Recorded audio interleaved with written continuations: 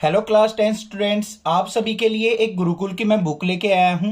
तो ये बहुत ही अच्छी बुक है। अगर आप इसको बाय करना चाहते हैं तो लिंक आपको डिस्क्रिप्शन में मिल जाएगा। इसके अंदर आपको इंग्लिश, हिंदी, मैथमेटिक्स, साइंस और सोशल साइंस के 36 सैम्पल पेपर मिलेंगे, जिनकी आप प्रैक्टिस करके अपने एग्जाम्स की प्रिपरेशन को स्ट्रॉन्ग कर सकते हैं। तो आज हम करने वाले हैं यहाँ पे एक मैथमेटिक्स का सैम्पल पेपर। तो देखते हैं किस टाइप के क्वेश्चंस वहां पे पूछे जाएंगे।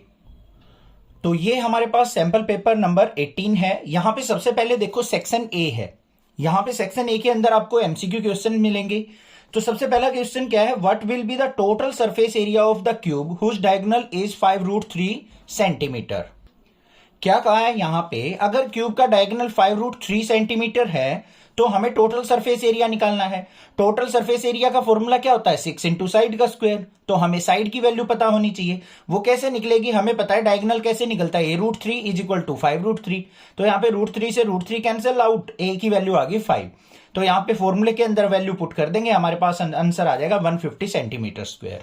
आ गया समझ में। आगे देखते हैं एमसीक्यू क्वेश्चन।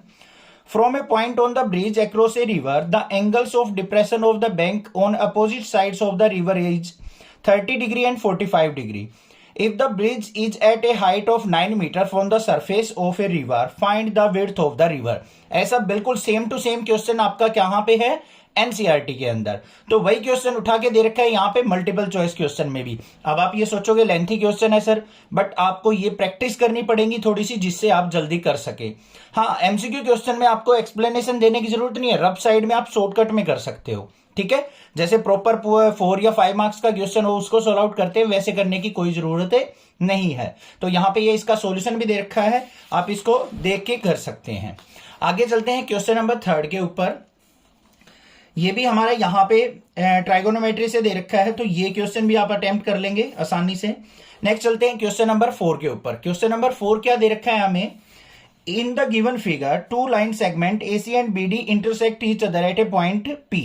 यहाँ पे AC और BD जो है P पॉइंट पे इंटरसेक्ट करते हैं, सच दैट PA जो है 6 सेंटीमीटर है, PB 3, PC 2.5, PD 5 centimetre. Angle दे रखे हैं, एंगल PBA हमें फाइंड आउट करना है। कहां पे है PBA, तो ये एंगल हमें बताना है कि ये एंगल कितना होगा। तो यहां पे सिंपल सा हमें फॉर्मूला यूज करना है। ये 50 डिग्री है तो इसके सामने अपोजिट एंगल भी क्या होगा, 50 डिग्री होगा, वर्टिकली अपोजिट एंगल। अभी दोनों एंगल्स की हेल्प से हमें साइड की रेशो देख लेनी है और हम आसानी से इसको सोल्व आउट कर लेंगे। नेक्स्ट क्वेश्चन देखते हैं। If the point P, K, 0 divides the line segment this and this in the ratio 1:2, तो find the value of K।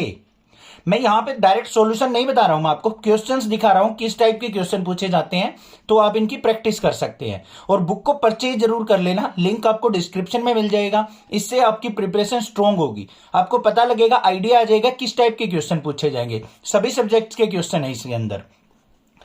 तो यहाँ पे P पॉइंट दे रखा है हमें K, 0 और यहाँ पे A और B दे रखे हैं हमें पॉइंट्स ये रहे, तो इसको 1:2 में डिवाइड कर रहे हैं। सेक्शन फॉर्मूला यूज करके आपको K की वैल्यू फाइंड आउट कर लेनी है।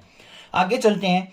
ए solid right circular cone is cut into 2 parts at the middle of its side by a plane parallel to its base. यहां पे क्या कहा है, एक कोन को बेस के पैरेलल से एक बीच में से इसका कट कर दिया जाता है, 2 पार्ट्स में इसको डिवाइड कर दिया जाता है। The ratio of the volume of the smaller cone to the whole cone is, जो स्मॉलर कोन होगा ऊपर वाला उसकी और पूरे वॉल्यूम की, पूरे कोन के वॉल्यूम की रेशियो आपको बतानी है। तो सिंपली हमें क्या करना है, ऊपर छोटे वाले वॉल्यूम का कोन का वॉल्यूम निकाल लेना है और डिवाइड बाय होल वॉल्यूम, तो ये आ जाएगी 1/8 आ जाएगी हमारी। आगे क्वेश्चन नंबर 7 जो दे रखा है हमें, ये क्वेश्चन नंबर 7 है यहाँ पे। तो ये भी हमारा ट्राइगोनोमेट्री से दे रखा है, तो यहाँ पे इसका सॉल्यूशन दे रखा है, इसको कर लेना। नेक्स्ट क्वेश्चन नंबर 8 देखते हैं क्या है। A can go around a circular path 8 times in 40 minutes. A कोई एक बंदा है जो कि एक सर्कुलर पाथ पे 8 टाइम्स जाता है 40 मिनट्स में। If the diameter of the circle is increase to 10 times, अगर डायमीटर को 10 टाइम्स बढ़ा दिया जाए, इंक्रीज कर दिया जाए to the original diameter, then the time required by A to go around the new path once travelling at the same speed as before is, तो वो कितने टाइम में अब चक्कर पूरा करेगा। सिंपल सी बात है, डायमीटर को हमें 10 टाइम्स कर देना, मतलब 10d हो गया। तो अब यहाँ पे उसकी सरकमफ्रेंस देख लेंगे कितनी हो गई, ये आ गई हमारे पास। अब यहाँ पे हमारी कैलकुलेशन आ गई 40/8πd multiply by 10πd, 50 minute आ गई हमारे पास। आगे चलते हैं question number 9।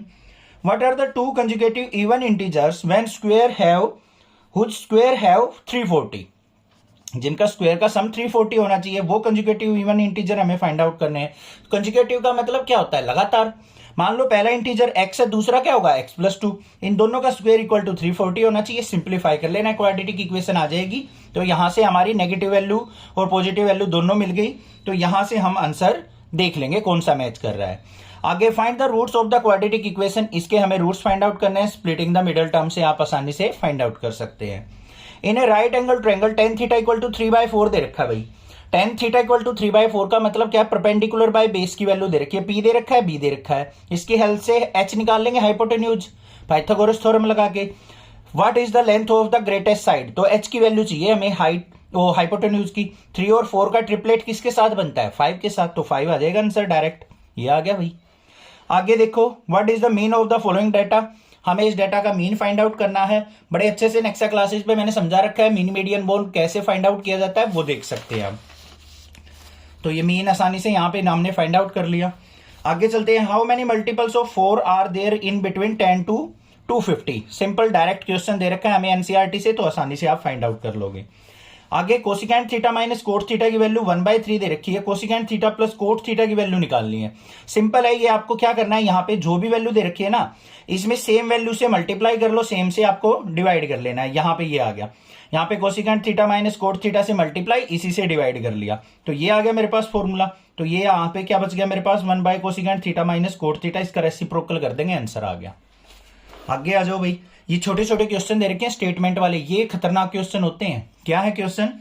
What will be the product of a non-zero rational number and a irrational number? Non zero rational number की और इरेशनल नंबर की अगर प्रोडक्ट करोगे तो आपके पास क्या आएगा? एक इरेशनल नंबर आएगा, ये हमेशा ध्यान रखना आप, ठीक है। आगे चलते हैं। If a pair of linear equation is consistent then the lines will be, अगर पेयर ऑफ लीनियर इक्वेशन क्या है? कंसिस्टेंट है, तो लाइंस क्या होंगी? या तो इंटरसेक्ट करेंगी या कोइंसिडेंट करेंगी, मतलब एक दूसरे के ऊपर लाई करेंगी या एक दूसरे को कट करेंगी, ये ध्यान रखना है। आगे आ जाओ। 17th question, if alpha beta are the zeros of the polynomial, और अल्फा प्लस बीटा की वैल्यू -6 दे रखी है, अल्फा बीटा इक्वल टू -4 दे रखा है, तो पोलिनोमियल लिखनी है। सिंपल पता है, x square minus sum of roots into x और प्लस में प्रोडक्ट ऑफ रूट, वो यूज करके हम यहां पे निकाल लेंगे। आगे क्या है? The system of equation this and this has, यहाँ पे दो इक्वेशन दे रखी है, हमें बताना है कि ये यूनिक सॉल्यूशन होगा, इनफाइनाइट मैनी सॉल्यूशन होगा या नो सॉल्यूशन होगा। किस कंडीशन से पता चलता है? a1/a2 equal to b1/b2 equal to c1/c2 अगर है आपके पास, तो इनफाइनाइट मैनी सॉल्यूशन एग्जिस्ट करेंगे, मतलब दोनों की दोनों लाइन क्या होंगी? एक दूसरे के ऊपर लाई करेंगी, तो इनफाइनाइट मैनी सॉल्यूशन हो जाते हैं। आगे क्वेश्चन पता लग गया कैसे क्वेश्चन है? चैनल को जरूर सब्सक्राइब कर लेना, ऐसे ही आपको मल्टीपल चॉइस क्वेश्चंस की मैं प्रैक्टिस करवाता रहूंगा। Thank you students for watching next classes video.